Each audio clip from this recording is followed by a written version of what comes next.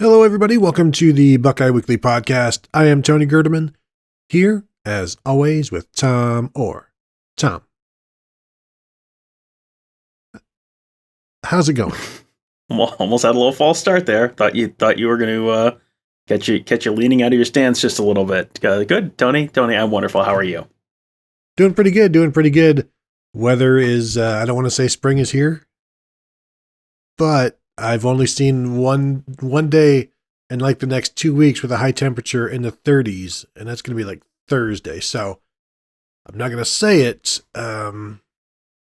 but I've seen some robins over the last month and a half. I think it's almost here. Yeah, I'm not saying spring is here, but if spring was here, this is a lot like what it would look like, which can only mean one thing: we're going to get like 1.5 feet of snow in 3 weeks. So have that to look forward to, which is nice.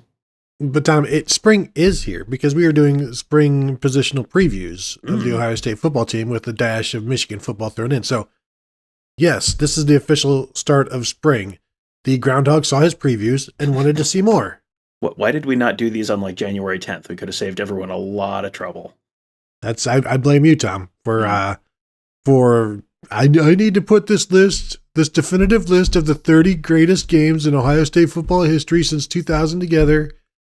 And we spent 4 months on that, but we've made it. And I got to tell you so many of those shows, and I only got one show to tell you how wrong you were, but I think I made most of it. I think I made a convincing argument. And nobody has disagreed with me other than you, so I know I'm pretty right. Yeah, I don't think there's ever been a show that you've enjoyed doing more than that particular show, so I will try not to take that personally. But all right, let's talk about spring football so that until so it doesn't get cold again. Yes. So we have done our quarterback preview and our running back preview. Both of those pretty cut and dry. And now we're going to do wide receivers and tight ends here in this show. And there are certainly some questions, both positions. We'll start with the wide receivers. We'll start with, Tom, this depth chart, because I think one of the big questions that is going to be asked or answered right away is Jackson Smith-Njigba still in the slot? I think he will be. I don't think you move him after what we've seen. I think that worked. And you have guys that can play around him. Of course, I think we also know that Emeka Egbuka could do just fine in the slot, and Jackson Smith-Njigba could do just fine outside. I think he's going to stay outside. So my starting three, like the first three guys, the first time they line up in any type of 7-on-7 in spring ball, I'm saying it's going to be Jackson Smith-Njigba in the slot, Marvin Harrison at the X, and I'll go Julian Fleming at the Z. Julian Fleming being a junior, has the experience, has been talked about. Keon Gray's last month talked about how much of a leader he's been. Julian Fleming has been in the with the young receivers in the weight room, just bringing him along and after practices and things like that. So I'm gonna side with the leadership aspect there. I think it's gonna be those three, and I know I can hear people saying, "Well, what about Emeka Egbuka, Tom?" What about Emeka Egbuka? And I feel like ultimately, this is a spring preview. This is not a season preview. So the season preview, the answer might be very different. This feels like I think they would like this to be where they start. I think this probably will be where they start. But I think this is also maybe going to be a little bit like the offensive line last year, where it was like, well, these are the 5 best guys, so we're going to do it. If we have to shuffle some people around, we have to shuffle some people around. So if Emeka Egbuka ends up being judged as a better, one of their best 3, then either he's going to, whatever Julian Fleming isn't, then either Egbuka's going to slide out to the Z spot and you keep JSN at the H, or you slide JSN out to the Z spot and you put Emeka Egbuka at the H. I mean, they're pretty flexible, and this is something that Brian Hartline has talked about over the years, is, not just having just like, they don't necessarily recruit just like the slot guy, because when they recruited just like the slot guy, it was Jalen Gill and Mookie Cooper. It's like, okay, this guy's definitely going to be an H. And a lot of times, if that doesn't work, like, you don't really have another spot to put him. So they just kind of recruit good receivers. They have not, you look at the guys who were kind of like the prototypical X's over the years, and Jalen Harris and Elijah Gardner and, those kind of guys where it's like, okay, here's our tall guy, and then we've got our short guy for the slot. A lot of times that didn't work. It was just kind of like, okay, get the guys who are good wide receivers, and like we'll figure it out. We'll cross train them a little bit, and they can fit in wherever they fit in. It feels like that's where that's ultimately going to end up in this fall. But yeah, in terms of where this starts for the spring, I think you've probably got it. Harrison at the X, JSN staying inside in the H, and then Julian Fleming on the other side at the Z. I think the cross-training is absolutely correct. And one of the reasons you can do that with veterans is because they've been doing this for years. And so you can put Garrett Wilson and Chris Olave, you can have them motion into whatever and do whatever. I wonder how much difficulty there will be for the younger guys to be as excellent at that. And does that then this season display itself in a lower completion percentage because the guys aren't exactly right where they're supposed to be like they have been in the past? So I do wonder if, like, sometimes you're in the slot, sometimes you're the X, sometimes you're, wherever, if that ends up costing them a little bit and just, a possession here and there, down here and there, where, yeah, it's not going to be huge overall, but does CJ Stroud go from 70% completions to like 68 or 67, something like that, where it's hard to actually like notice it until you look over the entire scope of the thing. But then the guys will be getting better as the season goes on. So where they are in March is not where they'll be in April. Where they are in September is not where they'll be in January. So probably not a huge issue. I think you might see something there. I do, Tom, we've had issues trying to figure out the X in the past.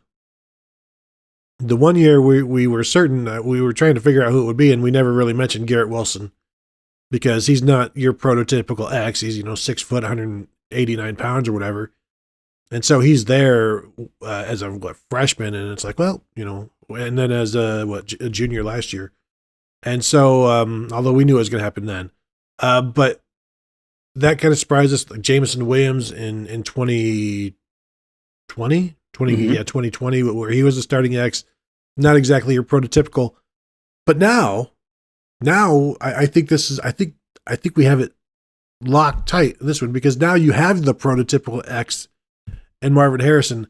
Is there any doubt in your mind that we're going to miss it this year? I think we've got this one. I think we've got this one, and you're right. I mean, you think of you look at Jameson Williams. It's like, what does Jameson Williams do well? He runs just run a fly route, run the Devin Smith route, and score a touchdown. Like that's a lot of the Jameson Williams game. Well, that's the Devin Smith role, so that's a Z receiver to me. The X receiver is much more like the Ben Victor type, Austin Mack type, maybe, where it's just not necessarily the real deep ball threat, but a little more of a possession receiver. Kind of big-bodied, go up and get it kind of possession receiver. They haven't had that really the last couple of years of guys who were kind of in that rotation. So it's just sort of been, well, this year it's Garrett Wilson because Chris Olave was a Z. Garrett Wilson, Garrett Wilson looked very, very natural in the slot, but when you have Jackson Smith and Jigba, well, you have a guy in the slot, so you don't need two slot receivers, so you put him outside, and that's why you recruit guys who are a little more flexible, so that if, as last year, your two best receivers probably would have worked great in the slot. Well, one of them has to move, so you recruit guys who can fill some of those other spots. So, yeah, this year it feels like Marvin Harrison is much more that prototypical X receiver, based on what we saw in the Rose Bowl, based on what we heard for a full year before the Rose Bowl, but based on what you then also saw in the Rose Bowl, it was like, okay, theory has come into practice. It has worked out okay. He caught 3 touchdowns in the Rose Bowl. Seems like someone who probably is going to be able to handle the responsibilities of that position, fits that position really well. I would be pretty surprised if it is not, in fact, Marvin Harrison, assuming he's healthy at the X position this fall. And then the Emeka Egbuka, I think he's at the Z because, and really, you don't necessarily need him at the H, unless, here's the thing, I think you could play him quite a bit at the H, actually, because do you want Jackson Smith and Jigba moving around more? I think maybe is that he can handle that more, or are you just ready to move Egbuka outside now and just, he could still motion in like Chris Olave has done and things like that. I think that's, I think it'll be fun for them to figure out. I think he can do whatever you want because he's big enough to do anything. And we saw that he can already operate in a slot. He's got a great feel for his surroundings, the spatial awareness, all of that. Ohio State also has 2 freshman wide receivers in camp right now, or when camp breaks here next week, Keon Grays and Caleb Burton. So that will be good for them as well. So Tom, that takes us to what's the biggest question?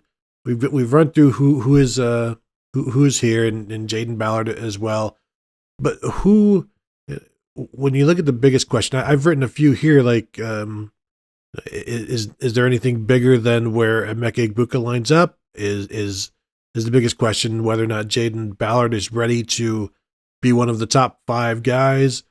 My question, I think for me, is just selfishly, interestingly, like, will we see a Garrett Wilson or Jackson Smith-Njigba type performance the first time if we get to see spring practice? Will Keon Grays or Caleb Burton shine like both of those guys did?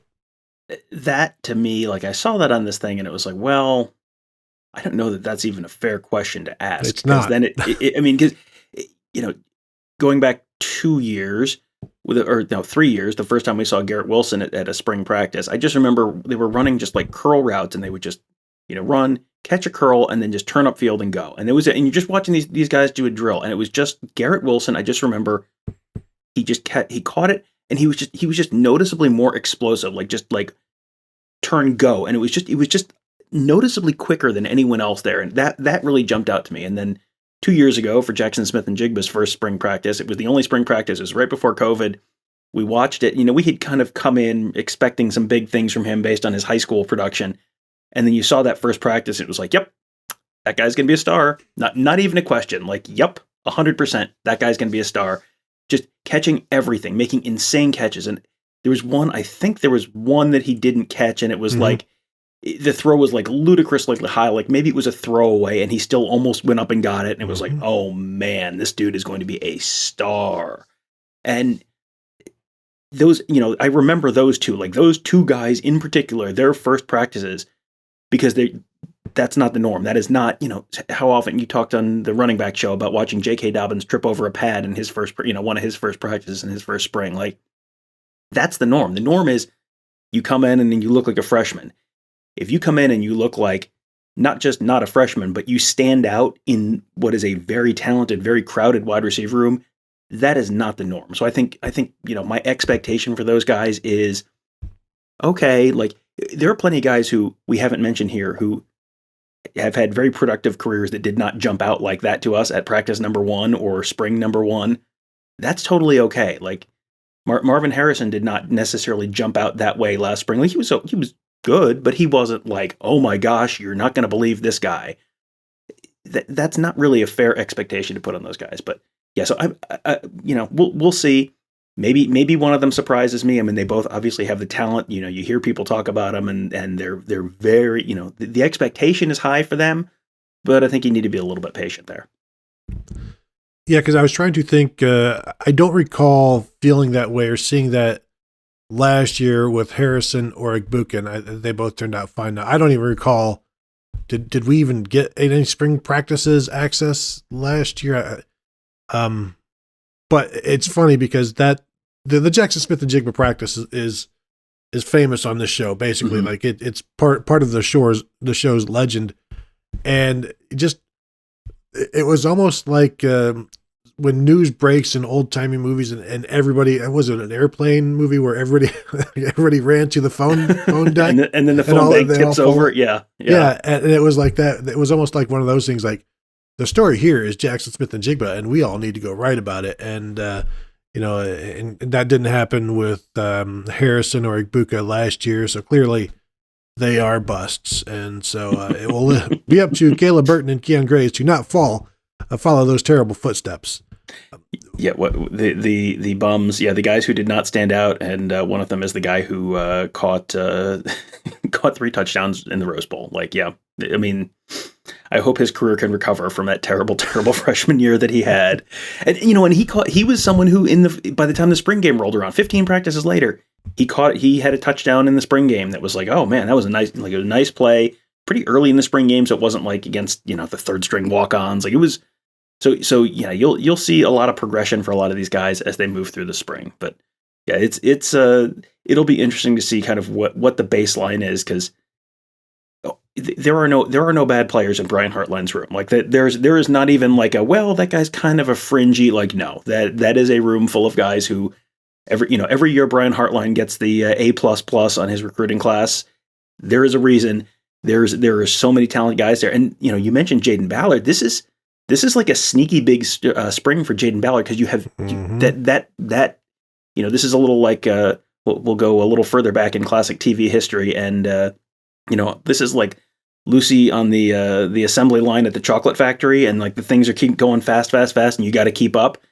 If you fall a little behind some of these guys, like that assembly line keeps cranking, and there's two really talented freshmen coming in this spring. There's another two talented freshmen coming in this summer.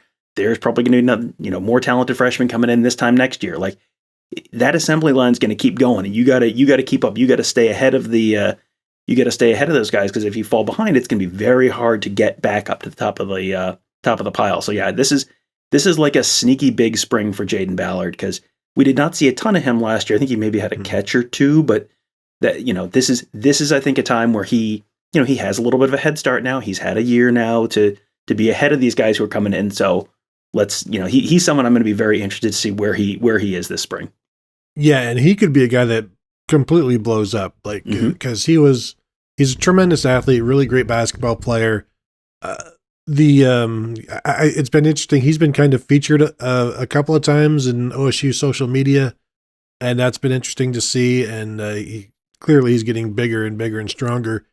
And I'm interested to see, because that could just be a guy where he kind of out of nowhere, and not really, because he was a top 120 guy or whatever. So not necessarily out of nowhere, but in maybe Brian Hartline's room. That, all of these previews, we go through the depth chart. We asked, what's the biggest question? We ask, what is the biggest area of concern? And I just have question marks, because I don't, not because there are so many questions or areas of concern. I don't know what the biggest area of concern here is. It because the depth chart, depth, experience depth, there's, if you're including Ballard, there's 5 guys there. Where is Cameron Babb in this? Is he going to be healthy? Then you're relying on some true freshmen, but really, I think 4 or 5 and during the season is fine, and they'll add in more. But I don't know what is the concern. Just maybe finding everybody a home and making everybody comfortable in that role, and then expanding it, I guess. Yeah, as far as problems go this spring, or concerns go this spring, like this is Brian Hartline's problems, with his room right now are like, well, the wine fridge on my yacht is a few degrees too warm. Like it's like, well, I guess that's a problem, but it's compared to other problems like people whose yachts are sinking, or people who don't have yachts at all. Like, yeah, that's actually not that big of a problem, compared to some of the other things that could be an issue. So, finding the balance between these guys, getting the young guys up to speed in case you have a couple injuries. Can Cam Babb stay healthy? I feel like that's kind of that's not a necessarily a directly an on-field concern, because I don't think they're relying on him to be a major contributor this fall. That's more of a spiritual concern, and it would be really cool if this guy could have a healthy final season, like that kind of a concern. So yeah, it would be great to see Cam Babb have a good, healthy spring and be able to contribute this fall. But there are just not that many concerns, because you've already seen it from a lot of these guys. Can Jackson Smith and Jigba, be the sole focus of the offense? I guess. If you want to make that, but he already had to do that last year in the Rose Bowl without Olave and Wilson. So I don't remember, how did he do in that game? I feel like it was at least slightly okay. Was he somewhat productive without those guys? Anyway, it doesn't matter. We don't need to worry about it. It's in the past. It doesn't matter, Tony. He fumbled into the end zone. Oh, that's true, man. Oof, major turnover concerns. Should have led the show with that. Yeah, it's just, again, like if you continue to stack incredibly talented wide receiver classes year over year over year over year, where it's just like, those people on Twitter where it's like they're just constantly funny. It's like, this dude never misses. Like, that's Brian Hartline in recruiting. Like, he doesn't miss, and it's like, well, he doesn't get every single person he wants every single year, but every one of his classes are just like constantly full of guys that everyone else in the country wanted, and then he develops them really well. So there just are not that many concerns. Individual guys like staying ahead of other people in the depth chart, maybe who are behind him. Okay, that's I guess a concern for those people individually. But I mean, in terms of a unit, like I have no concerns. I have no objections. I think I mentioned the biggest concern. It's the fumbling. Yeah. You can't keep fumbling in bowl games, big games. You can't fumble into the end zone when you're going to score. Is this guy too dangerous to have on the field at times? Who knows? So that's our wrap up of the Ohio State receivers this spring. So now we have to touch on the other side of things, the Michigan side of things, where they returned nearly everybody save for Dalen Baldwin at wide receiver. And, he caught 17 passes, 256 yards last year, was, like a fifth option or so. They returned Cornelius Johnson with 39 catches, Roman Wilson. Andrell Anthony was a freshman last year, is very impressive. Ronnie Bell will be back, probably going to be held out this spring. AJ Henning, a slot receiver. Now, Mike Sainristil. So this is what I was told. He's been working with the defense this spring, Tom. He was the fifth leading receiver last year for Michigan, a slot receiver guy, 22 catches, 312 yards. Now, they're pretty deep at slot because they also have AJ Henning. They also have Roman Wilson, who has worked in the slot, and those guys, I think they like those guys more, and there's some more downfield opportunity with Wilson than there was Sainristil. AJ Henning, they're looking to, I guess, get him the ball more in the backfield as well. So I think this is overall a pretty deep group with some really high potential guys, but there's still, for one guy could blow up for a week and doesn't show up for another 2 weeks. That's part of the problem with the Michigan offense. I think they've got enough though to make it work, and they've got some guys who can make you pay if you're not paying attention. This could very well be the second or third best wide receiver unit in the Big Ten this year, especially if Ronnie Bell is back and really healthy. That was a big loss for them last year, losing Ronnie Bell. But, I don't want to spoil anything, but we're going to do the Tale of the Tape show again, comparing Ohio State and Michigan in sometime over the summer. Ohio State's going to win wide receiver because Ohio State wins wide receiver every year. Because Ohio State would win the Tale of the Tape, Ohio State versus the field across the nation. So Ohio State will win that. But this is a very good and pretty deep Michigan wide receiver room. They are not as productive as the Ohio State wide receivers, but that I think has a lot to do with the choices that they make as an offense on the whole. That's not necessarily, if you put these Michigan wide receivers on the Ohio State team, they're probably not as productive as Ohio State's receivers, but a healthy Ronnie Bell on Ohio State, if you just swap these two units, like a healthy Ronnie Bell is probably going to be a first team All Big Ten wide receiver on Ohio State's team. So there's a lot of talent. Yeah, I know they're very high on the freshman wide receivers coming in, and you have seen over the years at Ohio State, you can get in the rotation a little bit at wide receiver as a freshman. So yeah, I think this is an area where they're going to be pretty strong this year, and it's just going to be a matter of will Jim Harbaugh kind of take the reins off the offense and let them go out and put up big numbers, or are they going to kind of have the restrictor plate on the passing offense again? Yeah, so they've got three freshmen in for the spring, three freshman receivers. Got Tyler Morris, number 133 player in the nation. Darius Clemens out of Portland, a number 143 player in the nation. And then Amorion Walker, number 524. So 2 4-stars and a 3-star to bolster that situation, get some work right away. So I think that's certainly a position to watch. Tom, let's move to tight end now, because we like to start out with... You're the tight end, baby. You're the tight end. You're the tight end. We like to start with the depth chart, and I don't know that there is one yet. I wonder, do they go, how they light up for drills and everything, and there's always some sort of an order. Is this just an order of eligibility, like year of eligibility? Is it just Mitch Rossi, then G. Scott, then Joe Royer, then Sam Hart, then Christian Bennett? Bennett Christian, is that how, I think that's just how it's going to be. And is that the de facto depth chart? Not that Mitch Rossi is your every down tight end, but I think there's still a lot to be figured out here. Yeah, there is not an incumbent here, and there isn't an incumbent where, even though the starters are gone from last year, like, I mean, with Marvin Harrison, like we kind of saw if the starters were gone, who was going to play ahead of them. So then you sort of have an incumbent anyway. You don't really have that here. It feels like, just based on the way people were talking at the end of last year, it feels like Joe Royer's probably kind of the number one guy. And then everyone else is maybe going to be a little bit of a situational thing, because you're going to have Mitch Rossi situations. They're going to have Mitch Rossi packages probably in times where they're definitely going to want to use him in more of that fullback / tight end kind of role.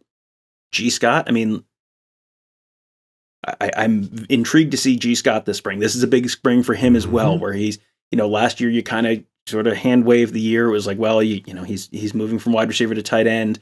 Let's see what they've got now. Give him a little time to get bulked up a little bit. Give him a little bit of time to learn the position. Okay, now he's had a year. Now let's see where you got, because you've got guys behind him. Sam Hart, I feel like we barely saw last year at all. And then Bennett Christian, or as Bennett Christian Bennett, as you have on here, which is that's weird. I don't know why. That's I'm glad you're deleting it off of our shared Google Doc right now, because I was definitely going to do the same thing you did, and just it's like the old bit about Georgia quarterbacks, where if you can reverse the first name and last name, it's going to be a good Georgia quarterback. Well, Bennett Christian or Christian Bennett would be a great Georgia quarterback. There's not a guy on that of those four who I look at and go, that guy's definitely not going to play this year. Bennett Christian is someone who comes in a little bigger, a little more physical, like may be able to hold up to some of the blocking responsibilities they look for out of the tight end position. He may be able to play. I don't think there's a clear number 2 on this list. I don't think there's a clear number 5 on this list. I think you could see pretty much any of those 5 guys playing 8 to 10 snaps a game this fall, and I wouldn't flinch at that. We'll see. I'm very intrigued. Really, none of them are proven. I mean, other than Mitch Rossi, who kind of is, he's got his role, but he's not going to be your number 1 tight end this year. The other 4 guys, Royer and Scott and Hart and Christian, like you could tell me any of those guys, had 10 catches this fall, and I'd go, yeah, okay, I can kind of see that. That might be true. But yeah, I'm with you. I think Royer's probably a little ahead of the pack right now, but some of that's just he's been in the room the longest, and you've sort of heard just enough encouraging stuff that it feels like that's probably where you're starting this spring. So you're saying this is the deepest position on a team, sounds like. I don't think I said that. I said it was the position that was going to catch the most passes. I really don't appreciate it when you misrepresent my positions on issues. Yeah, it was during bowl practice when everybody was raving about Joe Royer, and then he did so well in bowl practice that he didn't play in the Rose Bowl, if I recall. So, and they did throw the ball to Mitch Rossi. We saw that on the bootleg, and that worked out well. And I could see any of these guys doing that. And it's easy to imagine G. Scott on some of these drag routes and the seams that Jeremy Ruckert was doing. So, yeah, I think maybe this time of year I put too much weight into the social media posts and stuff like that, and the film you see. And I've seen G. Scott with a really great attitude, and so like I think for him, he's had that the entire way, and this, like you said, this is a huge spring for him. It's not where he needs to be. I mean, he's going to continue to grow, but he's always working on his weight, working on his strength. He'll have an opportunity to show people where he is right now, and he'll be further ahead in August and September, as we know. So I am looking forward to seeing that. Is Joe Royer ready to be, who are any of these guys ready to be a number 1 blocker? And, the biggest question, the biggest area of concern are the same. Like, who is the man? And is there a man? Like, I think that's what the spring is for. And, Urban Meyer used to say he wants to know the depth chart. He wants to know who's starting when spring is over. And, I don't know that Ohio State will have that just yet, especially if they get the push and the fight and just the performances that they want out of all of these guys that they've recruited. I think they want Kevin Wilson to have a very difficult decision, and I think Kevin Wilson wants a very difficult decision, as long as it's because, gosh, all of these guys, 3 of these guys could start. Not nobody can start, and Now I've got Mitch Rossi running patterns, but I would much prefer to have him in blocking and pulling and stuff like that. So I think there's depth, there's stuff to like, and I think the biggest concern is that there's nobody proven as a pass catcher and as your point of attack, your number one blocker.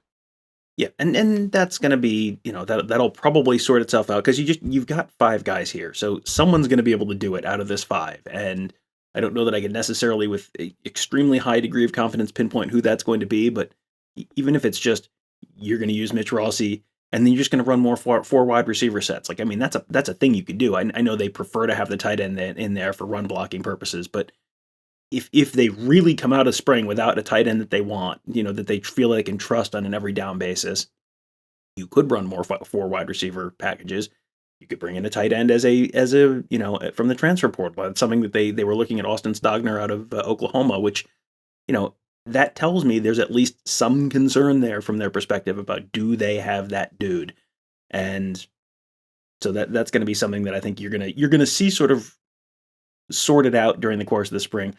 I'm going to be very interested to see, does the running order change throughout the course of the spring? Are they running 3 or 4 different guys with the ones at some point during the spring, when we get to watch? Like that kind of stuff is going to be interesting to see. Or is there sort of a set pecking order and it doesn't really change and you sort of see that separation from some of those guys? So yeah, that'll be interesting to me. If there's a set running order and it's, Joe Royer is always running with the ones, that's going to tell me they feel pretty good about what they've got there. The old CJ Stroud thing where he's always with the 2s or always with the 1s and he never fluctuates. So then, Tom, let's look at Michigan's tight end situation, which basically everybody is back. Would you say they have all of their tight ends back? Did I say that? Yes, I would.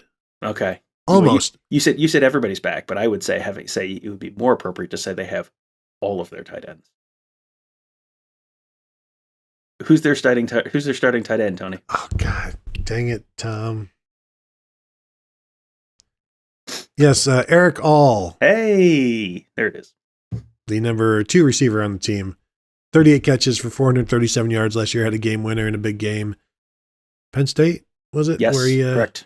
Drag route and made a right turn or left turn, a right angle, and outraced the entire Penn State secondary into the end zone. He is back. You've got Luke Schoonmaker is back for another year, and Joel Honigford is back for another year. He's like the 3rd blocking guy. So really, and even as Schoonmaker was like the number 2, he still caught 17 passes, which is would set a record at Ohio State.